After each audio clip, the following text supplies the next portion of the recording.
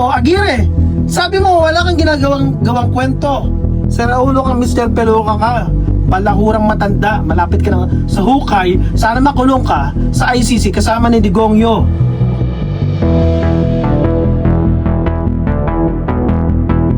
So eto ngayon si Vitaliano Aguirre na balik sa limelight dahil nga nadawit ang kanyang pangalan sa listahan ng mga co-perpetrators ni Rodrigo Duterte, at dito siya ngayon sa Billionaire News Channel kay Zoraida, na ang role lang ata ni Zoraida ngayon, okay, si Trixie Cruz Angeles ay tagalinis sa mga dutaing malapit na sa kangkungan.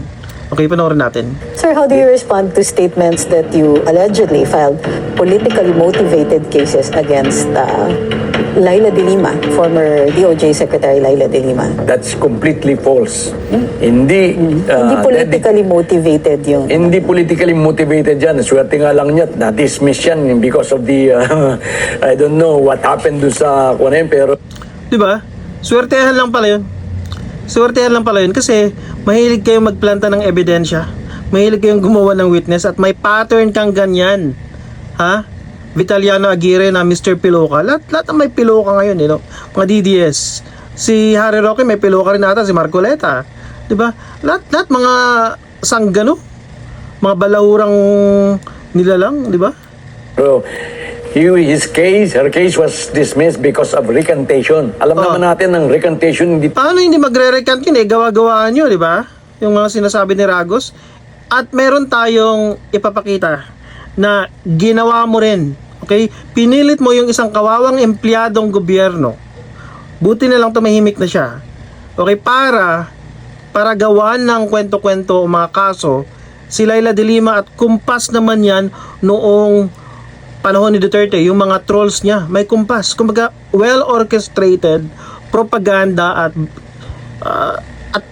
personal assassination laban kay Laila De Lima. tinitingnan niya ng Supreme Court eh. Yan ang pinakamahinang reason Ito yung para pinakamahinang i-dismiss nila ang lang, kaso. gago. Itong si Ragos, ako ang nagpresenta niyan in nationwide Ikaw nga. TV throughout the Philippines, doon sa loob ng Congress to Ikaw nga, pero nag-recant siya. At kagaya nitong witness na to, yung ginawa niyong witness. So, ito yung isang account natin, yung Vincenton, na restricted ng Facebook matagal na. So, okay, tingnan yung date. September 2, 2016. Pero bago tayo pumunta dyan, alright, papakita ko sa iyo yung well-orchestrated propaganda or black propaganda campaign laban kay Laila De Lima that time. So again, hindi ko binoto si Laila De Lima noon, hindi ko rin binoto yung mga Duterte. This was September 2, 2016. So si Mocha Uson yung unang nagpakalat. So una, parang kumpas eh, parang may orchestration na nangyayari. Okay, si Aguirre, siya yung gumagawa-gawa ng witness, tapos pinasa sa mga trolls, yung mga fake news peddlers, kagaya nitong si Mocha Uson, di ba? All this naka-filter to September 2. So Department of Jokes, sabi natin. Porket discredited na yung deposit slips. Ito yung kwento ng deposit slip. September 2, lumabas yung balita, deposit slip yung video. Natatandaan nyo yun? Okay? So ito, ang una, dahil kinumpasan nga, naglabas si Mocha Uson ng ayan, Mocha Uson, tapos Global Friends of Rodrigo Duterte Facebook group. Yan yung mga deposit slips na pinakita nila yung pangalan, sila nagpakita. Ito yung pinilit ni Vitaliano Aguirre na mag-witness laban kay Laila De Lima. Ha? Si Bogs. Yan. Yan yung pinilit. Siyempre hindi na-atim ng kanyang konsensya yung pinapagawa sa kanya.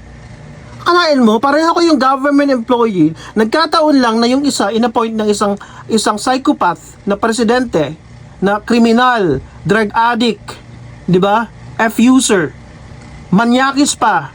Inag-appoint siya ng isang kapwa niya, si Raulo, si Vitaliano Aguirre, na marunong gumawa ng mga witnesses. Yun actually yung kanyang role. The reason why inappoint si Vitaliano Aguirre ni Digongyo is hindi dahil matalino siya o competent siya, dahil si Raulo siya, gago, balahurang nilalang. So, yun yung dahilan. Yun yung pinaka-crucial appointment niya. Dapat kapareho niya ng Caracas. Okay? Yung mga Duterte trolls noon na nagpakalat ng fake news. Nilagay nila yung pangalan pinilit na Aguirre, pressure na Aguirre using his power, si Bogs, na mag-witness. Binigyan siya ng mga deposit slip. Papakita natin yan later. Yan yung mga balahurang troll groups ng DDS noon. Rodi Duterte, Negros Occidental. May kumpas nga eh. Yan, September 2 noon, post natin yan. Okay? Yan yung mga gawa-gawa nilang bastos na kwento laban kay De Lima. 'Di ba? Okay, balik tayo doon. So, nagpakita sila ng deposit slips, 'di ba? Kasi nga sinisiraan na si De Lima that time. Character assassination niya na ito daw yung mga dideposit na pera para maging milyonaryo si De Lima. Pero check natin. So, nagkataon niya yung fraternity sister ko na Facebook friend ko na bumoto kay Duterte. Okay, kilala niya yung si Bogs. Office mate, kumbaga friend niya, kilala niya. Okay? Itong fraternity sister ko na si Raulo rin that time, binoto niya si Digongyo. Pero binoto rin niya si De Lima. Kasi under siya ng DOJ. Law student. Hindi ko alam kung lawyer na ngayon. So, okay, sabi niya, sabi ko, ako yung nagsabi niya, ito yung post ng fraternity sis ko. Ito yung sister ko sa fraternity na nag-post that day 2 hours ago on September 2, 2016. Sinasabi niya na yan yun, na hindi totoo o gawa-gawa yung mga kwento tungkol kay De Lima tungkol sa mga BDO deposit slips. 'Di ba? Pero punta na tayo kay Bogs. Sabi natin dito, if you're deterred and you believe nothing is wrong with this, yung paggawa-gawa ng mga ebidensya, kung sa tingin nyo walang masama, hindi evil, yung mag-witness ka against your neighbor na hindi naman totoo, kasi sinabihan ka ng isang siraulong si Vitaliano Aguirre, siraulo ko na.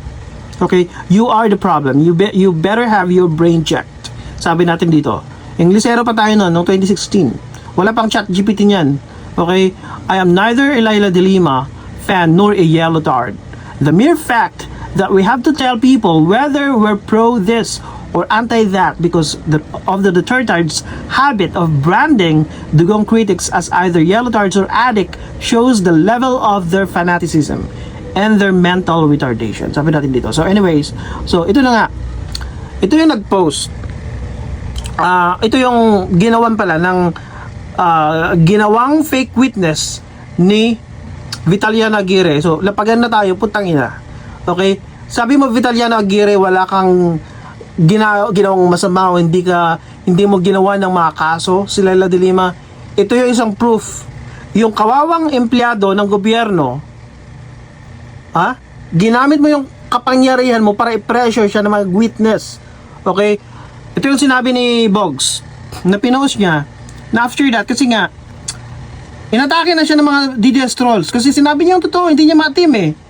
Kasi kung ayaw nyo hindi, mga DDS, may mga taong may konsensya. Kayo kasi, dahil demonyo yung sinasampan nyo, mga siraulo kayo, mga salot. Tawag ko na sa inyo 2016 pa, mga salot, Dutertards. Okay? May mga taong may konsensya, kagaya nitong si Bogs. So sabi niya, to all my friends and relatives, ako man ay nabigla at napasama po ako sa isyong ito nung pinatawag po ako sa loob ng office ni Secretary Aguirre. Masaya po akong pumasok sa akala kong pipirma po ako ng bagong contract. Pero ang laki ng gulat ko na ang inihain sa harapan ko ay BDO bank receipts amounting 24 million for the month of March and April 2014. 'Di ba? Pinatawag siya para lapagan ng mga resibo at utusan na gumawa ng kwento na mag-accuse falsely against someone. So, tuloy natin. Kalakip na mga pictures namin ni Senator De Lima na yung time na yan ay nasa CHR, Human Rights, okay, Commission. Nasa CHR pa po ako at ang pangalan ko po doon ay Bogs. Ayun ko nang sabihin niyo, apelyido. Na imposible namang gamitin yun ng, dahil nickname ko lang po yun. Di ba siraulo di ba? September 2 yan Kundi nag-appoint si Digongyo ng isang siraulo, yung gawa-gawang kwento, bobo. Saan ka makakita ng nakalagay doon, Bogs? Ipinahamak mo rin yung ginawa mong witness. 'Di ba? O Aguirre, sabi mo wala kang gawang kwento. Saraulo kang Mr. Peluca ka. Balahurang matanda, malapit ka na sa hukay, sana makulong ka sa ICC kasama ni Digongyo. Okay, tuloy natin. Kasi sabi niya, kalakip na mga pictures namin is Senator De Lima na yung time na yon nasa CI Sharp pa ako at ang pangalan ko po doon ay Bogs na imposible naman po naman gamitin ko yon dahil nickname ko lang po yun. Di ba? Nickname yung ginamit. Di ba? Sira ulo itong mga gumagawa ng mga fake witnesses. Sobra na, tama na, maawa na sana sila kay Senator LML. Ang laman ng statement ko po ay puro pagtatanggi at walang katotohanan ng lahat. Pero bakit ang lumalabas ay against Senator De Lima ng statement ko? Please pray for me and for our Senator LML. Kalain mo, empleyado ka. You're a poor employee of this government department or agency. Tapos, utusan kang gumawa ng kwento para lang sa kanila mga kaaway. Diba? This is worse, way worse than power abuse and power tripping. Diba? Dinamay mo pa yung isang empleyado. Oh, lahat to September 2. Para ipakita ko lang sa inyo, mga DDS na salot, demonyo, siraulo, kung gaano ka demonyo yung mga sinasamba ninyong mga hayop. Yun lang.